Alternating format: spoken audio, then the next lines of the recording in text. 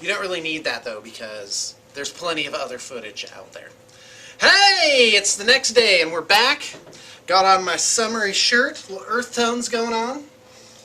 My plaid shorts. These are very comfy, very nice. They breathe real nicely.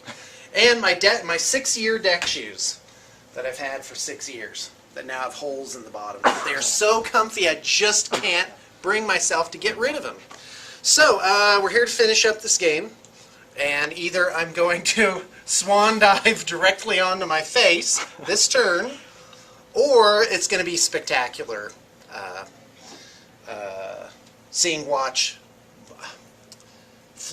watching Mike go down in flips. I can't say anything today, it's terrible. Okay, number 1, Phoenix Field regenerates D6, and I only have 1 damage on my force field, so that goes away. Phoenix is back up to full. Chimera does Apparition. I'm going to move 2 inches this way, get out of melee range. So there's that. I'm assigning focus. I'm putting 3 on the Manacor and 3 on the Phoenix, keeping 2 on Adeptus Ron. So, alright, I'm going to go ahead and activate the Phoenix. Going to just turn him a little bit, staying within... Well, he's actually not... Well, he is he engaged? Because he has a 2-inch melee range, so he'd be engaged with this guy, right? Well, it doesn't matter, because now it's just time for slice and dice. So, I'm going to do an initial run of attacks on Drago, who now I believe is defense 5 or 4 or something like that? 7. So, you're looking for double 1s here. This is Open Fist POW 13. Actually, I'm going to do the Thermal Blade on him first. Here it comes. So, that's a hit. I'm going to spend a focus to boost it. Damage is 17. Oh, that's not going to be enough. That's 25, so that's 7 damage. He has 3 boxes left. So I'm going to go ahead and use the Open Fist on... Should I use the Open Fist on Drago and boost it? Boost it is almost what I just said. He only has 3 boxes left. Oh, man. You know what? I'm going to do the Manhunter with the Open Fist. Here it comes. I don't think you're in range for that. Oh, that's right. Only the Thermal Blade has whatever. Alright, I'll attack Drago with the Open Fist. Here it comes. That's a hit. Here comes the damage. I'm not going to boost it. And, yeah, that's 6 plus 13 is 19. So that's 1 damage. He should have 2 damage left. 2 left. Alright, I gotta kill him. Of course, if I've just ripped off both his arms and legs, can he even attack now? Or is he just completely inert? They can attack back, but they roll 1 less die. Oh, okay. Because they're hitting you like with their stump. Yeah. He actually still has his right arm intact. Really? Well, I can't have that flying around. So I'm going to pay another focus for another attack. Here it comes. Not going to be able to get the... Oh, okay, good. I didn't roll double 1s. And I'm going to boost it. So this is Thermal Blade, 17. Yeah, that kills him quite hideously, I might add. So, yeah, that's 31 damage. So, this is a wreck now. Plink. And we don't have any wreck markers. I'll just put that there to remember it, just for the time being. So that ends the Phoenix's activation. And I am now going to move on to the... hold on. Alright, he's within his control area. So, actually, I can measure that anytime.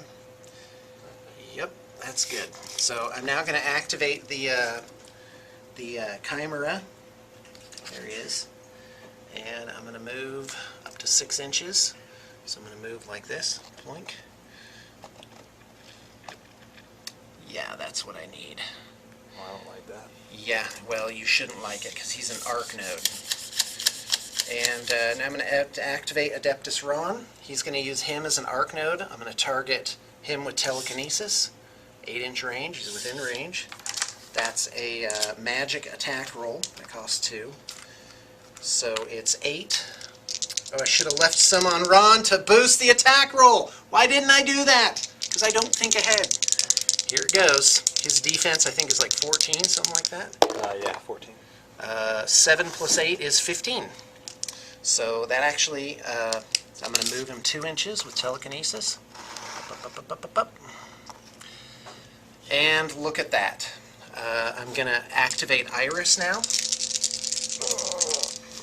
Yes, this is really happening. I'm actually going to move her over. Nope, I'm going to leave her exactly where she is. 12-inch range.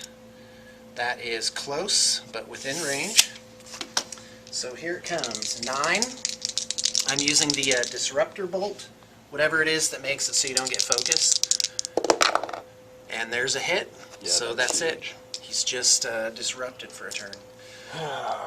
Okay, I'm gonna activate. That I'm gonna again, activate. huh? Was that dirty? That was dirty. Did everyone catch how that worked? So I'm gonna activate the Manacor now. So this is what's called an assassination run. It means I'm trying to take out his Warcaster. So I'm gonna move the Manacor up. No part of his body is blocked, so now begins the shooting. His defense is 14, right? Yeah. So I am going to need to boost. So the first shot, I'm going to spend a focus to boost it. Rat is 5. Oh, this guy is terrible shot. Anyway, okay, 5 plus that, 15, that's plenty. I'm going to boost the damage too. So here it comes. I probably will not kill him with this. It's only POW 12. Oh, are you wow. kidding me? That's awesome. Okay, that's 30 damage. Okay, here it comes. Oh, Manticore's going to take another pot shot at him. This is just for an extra shot. Rate of fire is 3, so I have plenty for that. I need a 9.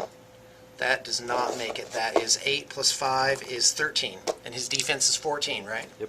Okay, so that's a big miss for him. All right, and then now we're gonna go all out. We're gonna go all out or go home, basically, here. And if I don't kill him, then there's gonna be a devastating counter charge from the jacks. So here come the battle mages. Magic ability of 6, so I would need 8s to hit him. And then the damage is 10. Oh wow, that is terrible.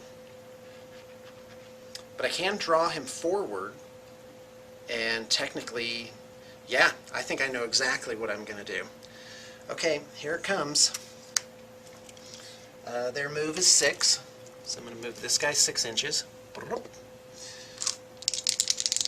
And he needs an 8 to hit, and he hits. Strength is 10,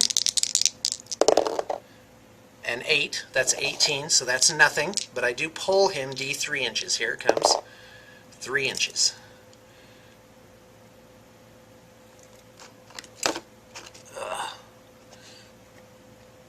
Okay, next guy. Do I move them all and then shoot them all? Is that how that works? Somebody was saying, is that how that goes? Okay, then I am just going to move these guys all up here like this. There should be 6 of them in this unit.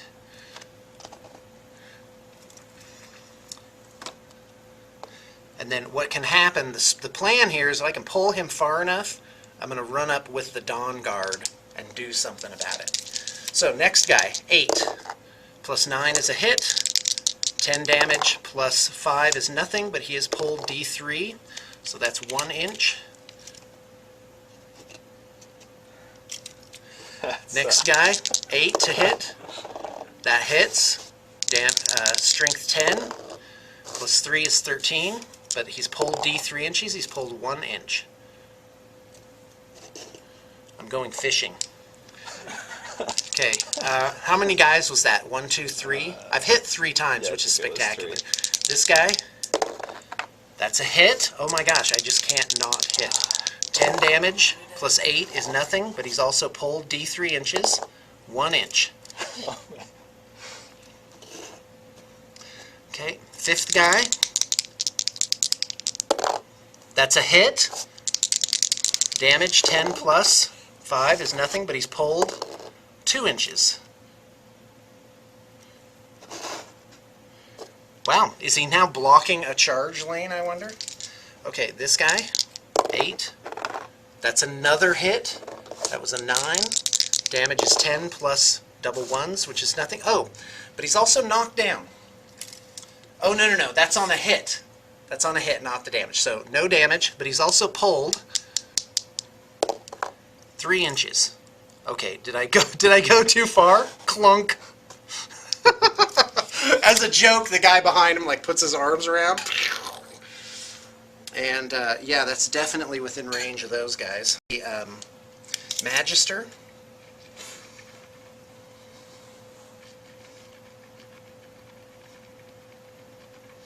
Yeah, I think this is game over because I'm gonna pull them in range of these guys, and that's when it's gonna really hurt. But who knows? Maybe I don't know what I'm talking about. Magister's a solo. He is a solo. So 7 plus 10, that's a hit. And the damage is the same. It's 10 plus, that's nothing, but he's also pulled D3 inches, 2 inches.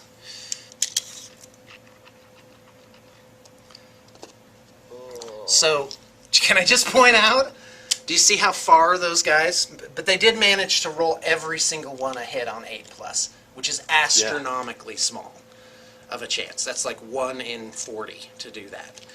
So there you go. But I mean, all I really need to do is move them like there, and I still have this other unit of guys to go. Somebody did comment, in fact, James was up this morning saying, hey, you can't move up. I just want to point out again that Mike and I decided at the beginning of the game that we would just penalize 3 inches straight up to get up and down here. You can imagine that maybe there's crates and stuff around the edge, or maybe there's ladders, or maybe this is actually lower than, you know, it actually appears. In any case, it makes the board playable rather than unplayable as it is now. Okay, so I'm going to move these guys. Actually, I'm going to activate these. They're going to give a charge order, and they're going to charge on in. So here it comes. They're all well with it. Well, this last guy might not make it. They only go 8. So let's go ahead and just move these guys in. Leave little gaps. They have a 2-inch reach. Whoops. Okay. So this guy ends up like that. This guy ends up right here. Point. And yeah, this guy is not going to be within range. Okay. Yeah, that's 2 inches easy. Okay. 14. Their mat is 7, so I need 7s to hit. They do have, last game we overlooked this, but they get 2 dice base, plus 1 for charging, plus 1 for weapon master, so they get 4 dice on the charge. So here we go, looking for 7s, basically. So this guy, he hits on a 7. The damage is 12 plus, there's 15, 27. Yeah, I think Does that that's do it? Yeah, it does. Yeah, that's a game. Oh. That was brutal. All right, stay tuned because we're going to do a redux and some thoughts. Here's the shake. Thanks a lot, Mike. Always a pleasure. You're welcome. Always a pleasure. All right, well, hope you enjoyed. And I guess I'll just do my redux. First off, I'm not playing a tiered list. This is kind of just a mixed. It's whatever looked good. I was going through that phase when I was forming this army. I didn't know what was, what was going to work. And so, yeah, I think a Ron force doesn't have the Dawn Guard in it, and that's really what's missing. Is I need House Guard units. And I did buy 2 more units of the Battle Mages. As you can see, they're very handy. You can just push. I don't know how Mike's going to deal with this army. I think this is a very bad matchup for him because really most of his points were concentrated just in his Warjacks. And just the 2 units of Battle Mages could have just shooed them away every single turn with basically no chance of them ever getting into range. It's really weird that way. So yeah, I also want to try a Kalissa list. That's one thing I love about War Machine is in every book there's at least, I'm going to say 6 different lists. I don't know, being so inexperienced, what would be viable or not. But from what I've seen, there are lots of different ways to go about making an army, and each one can have a very different feel. The Kaelissa list has all stuff with stealth in it, which is very hard to deal with, because if they're out of charge range, you can't do anything. You can't shoot at them, you can't do magic attacks at them. It's pretty brutal. But everything adapts. I think if you build out a War Machine army where you have a lot of different things in your army, you have to kind of predict what your opponent's going to bring. And I got to tell you, it's a very satisfying game. I think I'm just now kind of getting the feel for some of the different maneuvers that you can do, especially with this army. It really is, it's very tricky, very hard to deal with. So that's what I'm doing, and I'm looking at Cygnar. I don't know why. Maybe a Nemo army with heavy jacks. I got a couple Fireflies back there, and I'm looking in his tiered list, and it says must have 2 Fireflies. But I love that model, and I got 2 of them ready to go. So I think and he has a cool name, does a cool thing, and the model is really good looking. So, all right, well, next up, it's me versus Legion. So that's going to be real exciting. All right, on to Mike. Hey, yeah, I love this game. My favorite thing about War Machine is there's so many different things that you can do. And I didn't pay attention to what was going on at all. Sean studied the board, paid attention to both sides to what was going on, read everything, special rules, and I did not at all. The only thing that scares me with these guys is the battle mages, because they can push and pull things away so much, and my movement is 4 on my jacks. Right. That it's just so hard to get up there. Normally it's not. I don't think you can beat this With list the Butcher, as it is. it's hard to do it because he's slow, and yeah, it's just hard. I guess as long as I had the focus, I could cast the thing where they could run every turn. But not having focus really hurts. Getting hit by Iris. That was that one channel that I opened and piked your Warcaster. Okay, so what's the upcoming army, or what are you going to add to this one? What's next? I've got some Ulhans that I need to put together, the cavalry, see how those work, and I have a ton of Iron Fangs too that I've just been collecting for a while. And I haven't Now those painted would be them. a great foil to the battle mages. Yeah, I think so. Very good foil. Those are going to go in, and I just bought a Scorn army. No. So, yeah. When did this happen? This morning. What? Oh, you got them off of Cameron. Yeah. Okay.